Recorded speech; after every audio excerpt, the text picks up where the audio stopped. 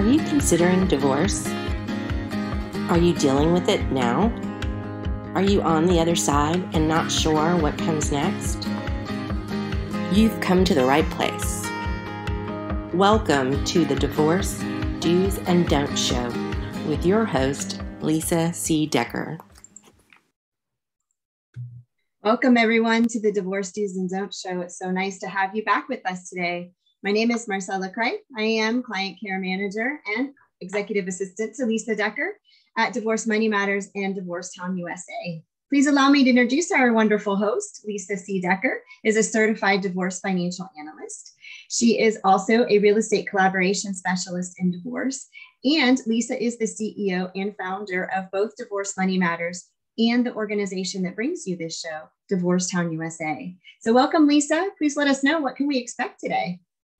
Thank you so much, Marcella, my dearest assistant. I couldn't do this show without her. She produces this and helps me stay on track. So we're a team here.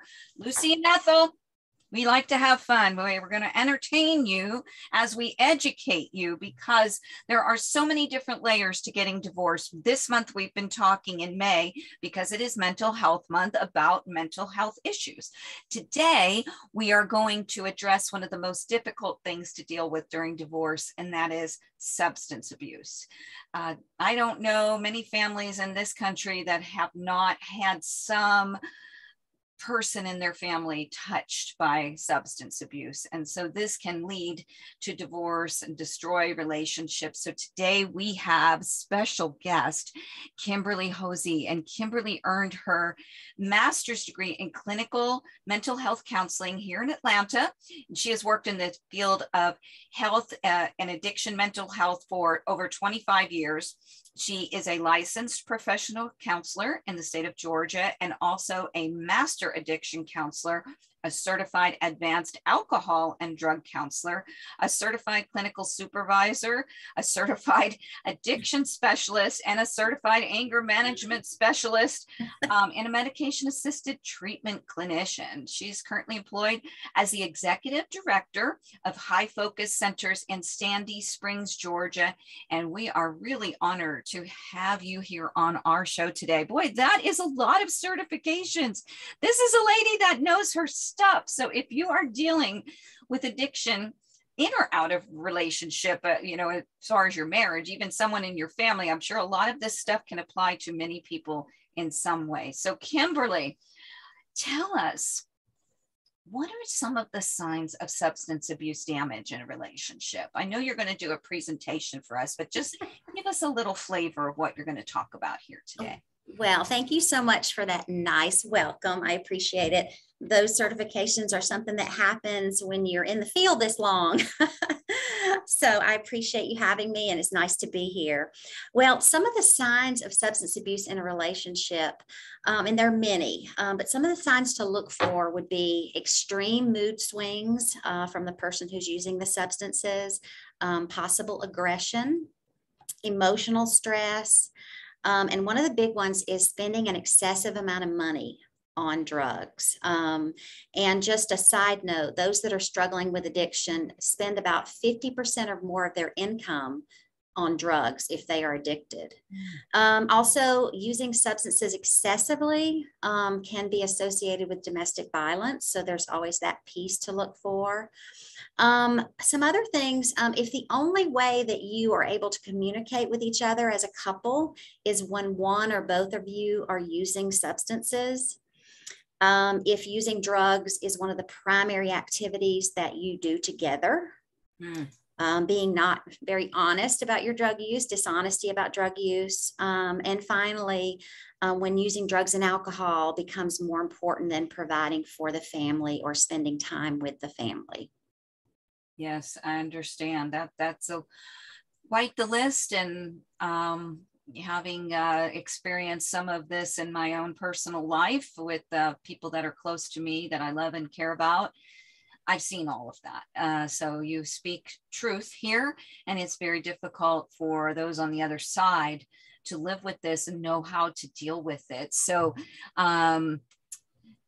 do you want to start with your presentation first, or you want me to continue on just talking with you here? I know you put together something for us. You want to start with that? Sure, I can start. I just kind of want to talk a little bit about the link between addiction and marriage at the beginning first. Okay. The National Council on Alcoholism and Drug Dependence calls addiction a family disease, and a lot of people don't recognize addiction as a family disease. They talk about it like just the person who's actually using. But if you are in a family where someone is using substances, whether it be alcohol or drugs, this is a family disease. It takes a toll on each member of the family, and it leads to a disruption in the whole family system. Family members can often develop unhealthy coping mechanisms if they have the chaos that is common where in a home where a parent is addicted. A spouse and children of an addicted individual sometimes take on those extra duties at home to compensate for the person or the parent's neglect of the responsibilities. And reality is bent a lot of times by family members because they endure frightening and unsettling experiences as abnormal behaviors by the addicted family member become normalized. There's financial issues usually related to substance abuse, as we discussed earlier, such as the addicted spouse spending money that they would normally spend possibly on the mortgage, and they're using that for drugs, maybe getting fired from their job because of drug use. And they may also be subjected to physical and emotional abuse by the addicted individual, the other family members. And as a person living in that environment, sometimes you tried to hide your spouse's addiction or your partner's addiction from friends and family members. And so it becomes a secret. And this can cause a really big, stressful thing happening to you. And it leads to sometimes social isolation. There's a lot of stress on the non-addicted person in the relationship. And that leads to unhealthy habits, sometimes harmful ways of thinking, and a low quality of life. So not surprisingly, nearly half of those marriages end in divorce. Yes. I'm surprised it's only half, honestly. I know. The average is half, right? Exactly, so, right. I'm surprised it's not contributing more. You mentioned children here also, and, you know, not only do they have a genetic factor then if you've got an addicted parent or an alcoholic parent, and I'm assuming everything you're saying applies to alcohol or drugs. Exactly, correct? Yes. But then the children, they run the risk of continuing this cycle of addiction as they get older if things aren't handled well with them, if they're not given the help that they need. But they also have more risk because of adverse childhood experiences. The ACEs study shows that children who grow up in homes with addiction and potentially domestic violence because of addiction, that they, you know, have much more health problems, emotional, mental health problems, and the cycle continues. So tell us how people can get help. What can we do here when you have a loved one that has a problem, won't recognize it, won't admit it, won't get help for it? Can you help us with that? Can you help someone that won't help themselves? Yes, it can be very challenging. Another thing to add to the impact on children, like you said, children whose parents are divorced are definitely more likely to have behavioral and mental health issues down the road. And children of addicted parents are more likely to experience divorce. They're also more likely to use drug or alcohol. From studies shown compared to those children that are in a two-parent household. The impact of divorce on parents, or on the impact of children of divorced parents, are more likely to be divorced as well. But there is help.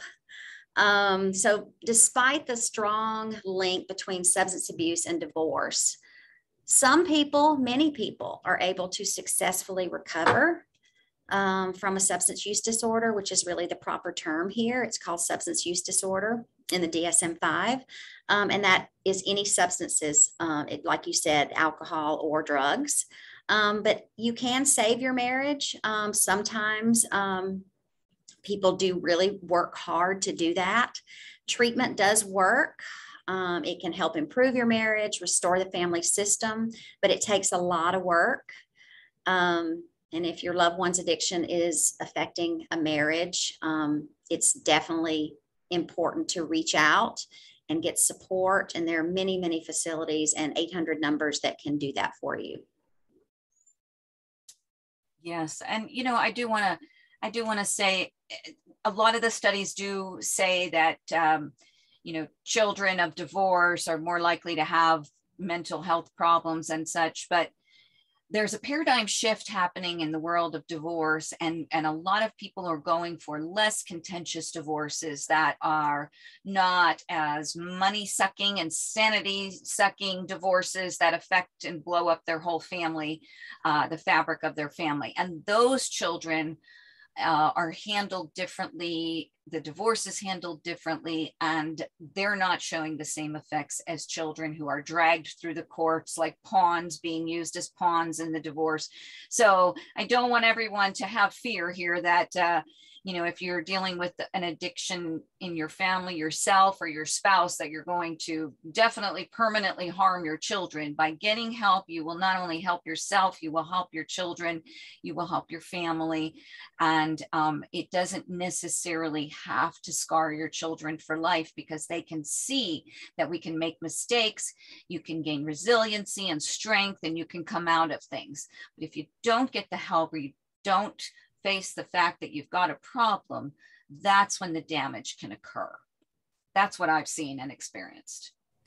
Yes, I agree with that as well. I mean, it's very challenging to go through something like this, but your children's safety is the most important thing to remember, and having them sometimes get into treatment as well to talk about what's going on in the home is one of the best things you can do, and getting them to understand what's going on, and everything being so secret is really helpful to them, where they can understand what's happening. And a professional that knows what's going on and knows how to talk about addiction to an adolescent or a child would probably be the best bet.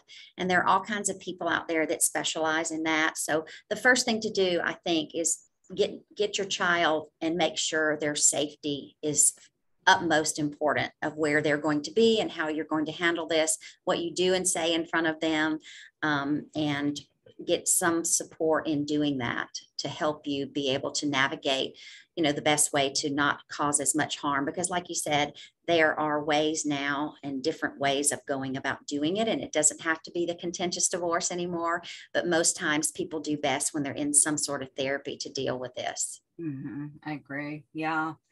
So tell us, you know, how does addiction relate to divorce settlements? Well, there's a few ways that substance abuse can impact divorces. Obviously, we need to remember everybody's situation is different. So this certainly doesn't apply to everyone, but your unique situation is important. What state you live in is important. The laws are different, obviously, in different states, and also whether or not you have children.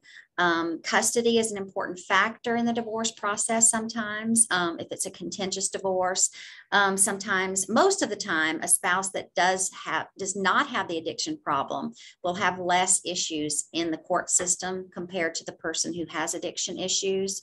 If there's proof that the addicted spouse has put the child's safety at risk, that can be another issue. And also, divorce proceedings vary from state to state. But however, in many states, a person can file for divorce if their spouse's addiction, if they want that to be the primary reason for the separation.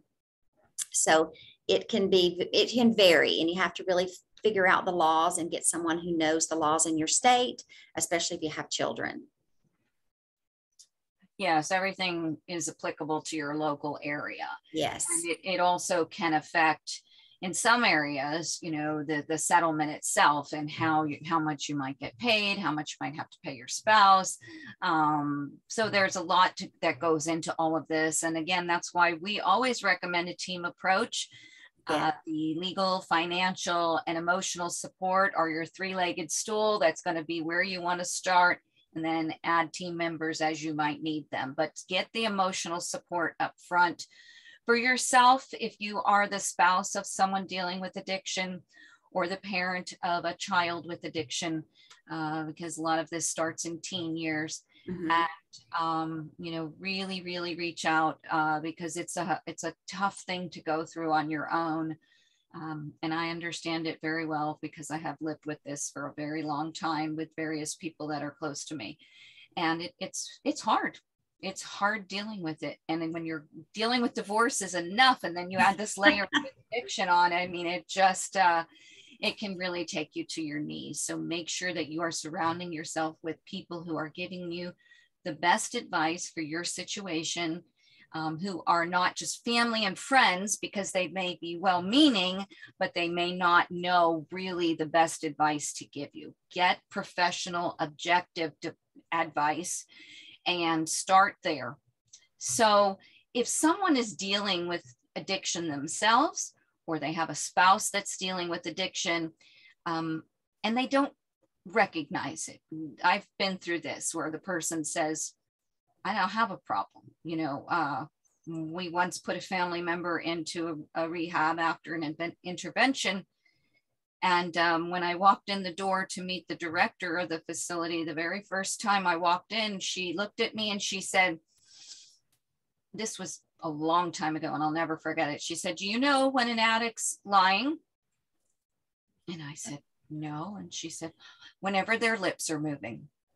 I knew you were going to say that, and I have heard the same saying before. And I, like you, Lisa, and as most people have, I have had a personal situation in my life. My brother used drugs for probably 25 years until he succumbed to the disease of addiction about 4 years ago. So while it's kind of coincidental that I am in this field, it's, you know, it's strange because I couldn't save him. So it's very challenging sometimes. And you're right. It's so hard to convince a person who's not ready to admit that they are addicted, that this is the quality of life and this is what is happening. So what I can say to that is interventions sometimes work. It's nice to have support. It's nice to have your family supporting you, but it can also feel to the person who's addicted as people ganging up on them. Mm-hmm. So there are professional ways to do interventions. There's people that are interventionists that can come in and you know, help you do that in the proper way that can produce really the least harm. But I guess I would start with a real honest conversation. And that's just really, that's the best thing you can do. And if someone is not open to that, I would try getting in therapy that might not have anything to do with the addiction, because eventually it will come out. Mm-hmm. So couples counseling can certainly work and sometimes bring things to a head that might not come if you're doing it at home. So really seeking support. This is not something that you want to do by yourself. So you certainly want to reach out to professionals. And like you said, even in legal proceedings, I mean, you want to know what's going on in your state. You want to know what's going on. What are the laws that you need to follow? And if you are dealing with someone, a spouse or a partner that's addicted, one of the things that is always recommended is to document. If you are facing divorce or you are thinking about a separation, you want to make sure you're documenting things that are happening and making sure you've got dates and times and, you know, of all the things that are happening. It can certainly help you in the proceedings that are to come. That's a good point. The other thing that you can document from the financial perspective is, you know, money that's gone missing out of an account, cash, lots of cash being taken out, and, you know, no way to trace what it's being spent on. So looking for areas that you can use to give your attorney or your certified divorce financial analyst that you're working with, giving them the information that they need to be able to back up the, you know, allegations that you're making. And in some cases, you may be able to be given more than a 50-50 share. You may be able to get more slice of the marital pie for the money that has gone missing, whether it's marital infidelity or whether it's drugs or something else. So, you know, always documenting is a great thing to do, and for your children as well. And there's some great software out there that helps with the children to keep notes on conversations, and when you are passing off the children, anything that might happen, times that they didn't show up for their time with the child. We have a link at Divorcetown USA to family law software. I'm sorry, not family law. What is the one, Marcella? You know what I'm talking about. Our Family Wizard. Our Family Wizard. Thank you. See, I need Marcella. This is why we are Lucy and Ethel. Our Family Wizard is a wonderful software that does help track those conversations, the dates that you all need to be involved with each other, athletic things that the kids are doing, school performances, whatever. But there's also another angle that it can be used for that's very helpful as well. So yes, Kimberly, that's good stuff.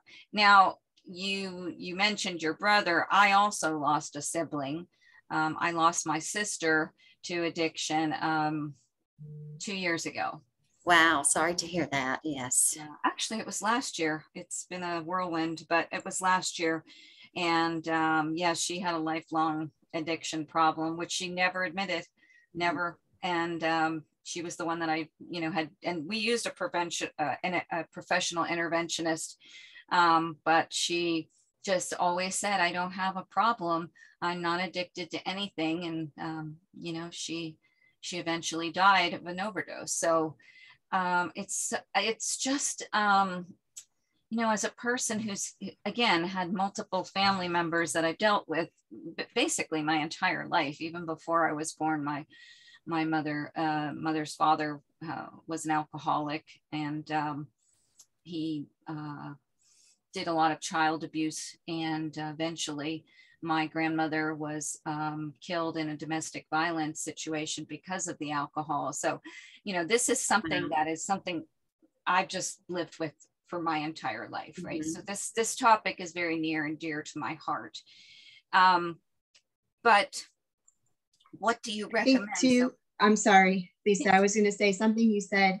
Also, I wanted to remind everyone that safety first.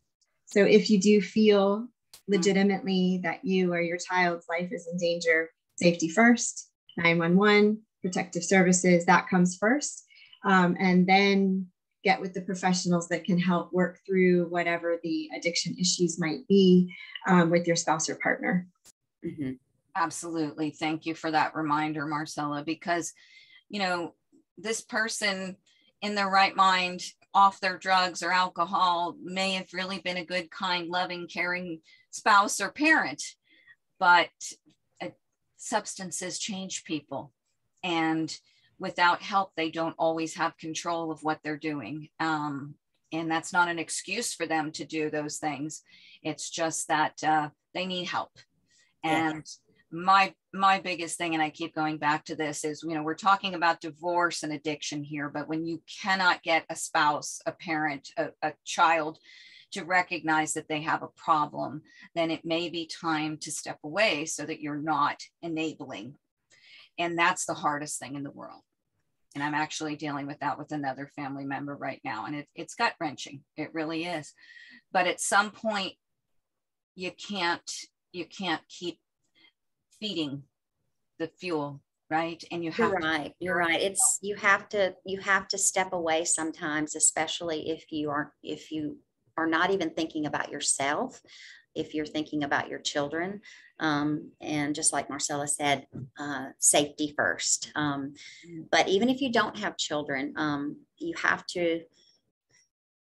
to make the decision to take care of yourself, and you might want to step away and see it from a different perspective. Sometimes stepping away from the environment that is created with the addicted person opens your eyes a little bit, because a lot of people are used to what they're used to.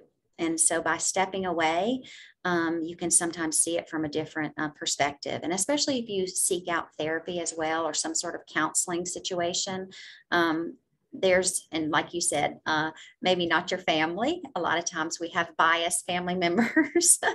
And so we want to get a non-biased perspective. So stepping away and talking to someone who has nothing to do with your family, that can see you as an individual and give you some, maybe some suggestions as to where you go from here. So you don't have to do this alone. There are people out here that can help.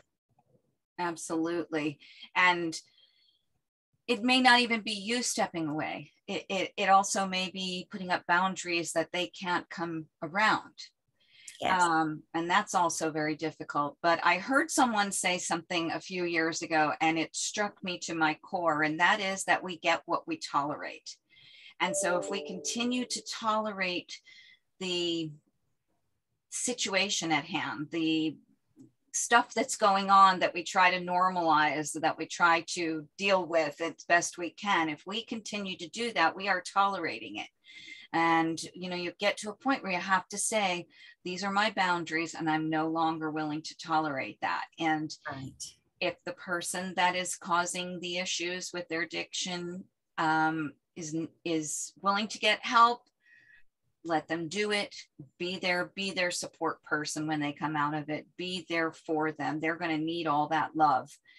But again, keep those firm boundaries. But if they can't or they won't get support, get the help that they need, then it may be time to look at cutting ties and getting a divorce, because from the financial perspective, from clients that I've dealt with, there's always liability issues that people worry about. What if they get into a car accident while they're drunk or impaired? I could lose everything I have through a lawsuit, or someone could be injured or killed. Spouses worry about that, and it is a very rightful concern. So, there's financial ramifications to this also. But you have to get to a point where you no longer are willing to tolerate what you're living with. And if your spouse is not willing to do what they need to do to change themselves, which will change the relationship, to work on all of it. And it is work. It's the work that we do in our lives when things are not right. But if they're not willing to get the professional help that they need, then you should seek advice from a divorce attorney, from a divorce financial planner, and definitely from a therapist to give you the tips and tools and strength to go through with these decisions, because the hardest thing in the world is to say, I'm done.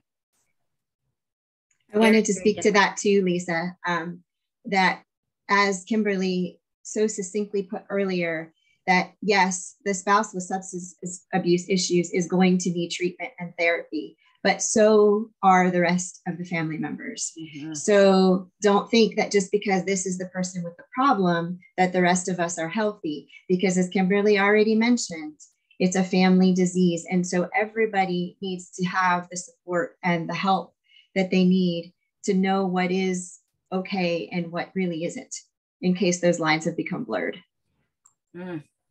Good points. Good points. Absolutely. It affects everyone. It definitely does.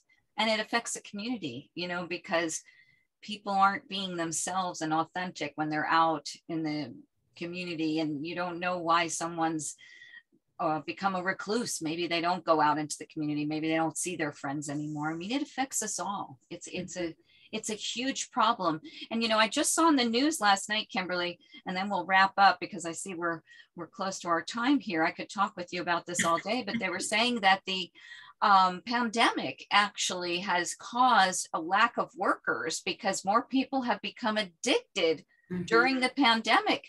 And the federal government is supporting that contention. So that was really like, wow, that's where everybody's at. Home getting high or getting drunk. Not good, folks. Not good. We need people like Kimberly to help you. So Marcella, Kimberly, do you want to wrap up telling folks how they can reach out and find you if they need help? We're also going to post this so that it'll be out there, but go ahead and tell folks how they can find you. Thank you so much. Yes, you're exactly right. That is what we are experiencing. I think anybody in the mental health field right now is experiencing an overwhelming need for support because the pandemic made a lot of people be home. And when you're home and you're bored, sometimes things like that happen, especially if you have a predisposition to addiction or you are trying things that you never did before. It's just our whole lifestyle was upset by the pandemic. So we are seeing an overload of patients trying to get into treatment. I am the executive director of High Focus Centers in Sandy Springs, Georgia. We are a mental health facility that deals with mood disorders primarily, anxiety, depression, things like that. And we offer an IOP program and a PHP program for adolescents and adults that spans over 8 to 12 weeks. And it's outpatient treatment. And we have a nurse practitioner on site, and we deal with medication management as well as licensed therapists and do group, individual, and family counseling. Wow. So we are certainly available and here for people that need us in the area, or we can also provide resources and referrals should people need them. Well, thank you so much. We've come to the end of our time now. For those who are on the line here, you stay put. We're going to have an open Q&A.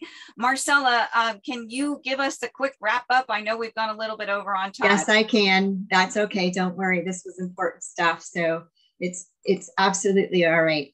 So we're just going to really quickly just give you where you can find some of these resources if you do want a happier, healthier divorce and you don't want it to be contentious. Even with substance abuse issues, you and your spouse may be able to work together. So please go to divorcetownusa.com and download your roadmap. We also want to remind you of the Divorce Financial Fitness Kit, which you can get at divorcemoneymatters.com. This is a working kit to help you get organized and prepared for your financial issues of divorce.